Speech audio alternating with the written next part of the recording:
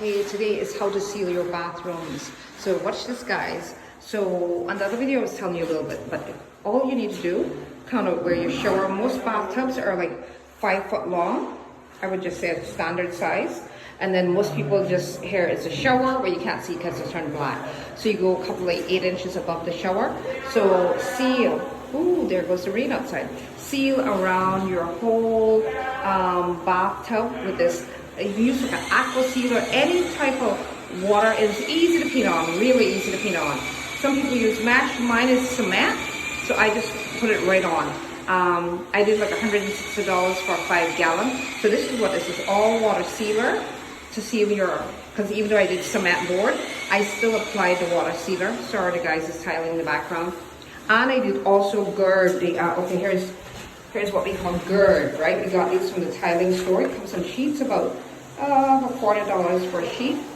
And we took all the corners, put this, and then put those in the corners. And then of course you put, I don't remember the name of the stuff the guy used to stick it on, like almost like a tin set. Sorry, the name can't come to me now, and the noise is going to start in a few minutes. So I want to finish this.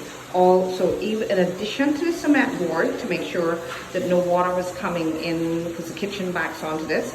But you know, we have sheetrock here. That's obviously cheaper. That's like probably $21 a sheet. These are like $36 a sheet of cement board. But you don't want 10-15 years from now you have no problem. So you might as well spend the money now, because you can't pull off tile and all this stuff. So spend the money now to last you hopefully forever, that you have no problem of. So again, we use the cement board, that's one. 2, we use the gird in the corners, all the joints. Applied it with a sort of, I can't remember the name now, almost like a tin set, stick it in there. And we painted all the walls in here, all the corners nicely, 5 foot length, like length of where the bath, like a bathtub will go, even though it's a stand-up shower. And about that's about 8 foot tall.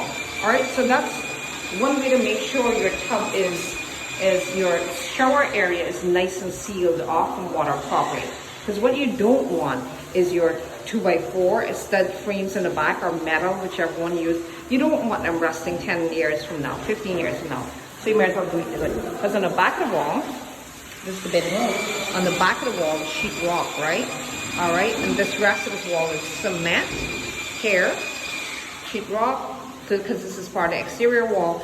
But here in this room, we did all framing to divide the kitchen from the kitchen from the bedroom, bath, and from the kitchen. So we did those in most of the interior walls, all wood frame, 2x4, and in the middle here we did 2x6s in the middle here. All the inner walls pretty much 2x4 pressure treated wood, but this wall here we did 2x6 because there's a beam coming across here, and you want to make sure it was structurally nice and sound. So all in here we made this framing, this stud wall we made all 2x6s. All right, again, because the beam goes up here in the roof as part of the roof. So again, you want 2x6s to support them.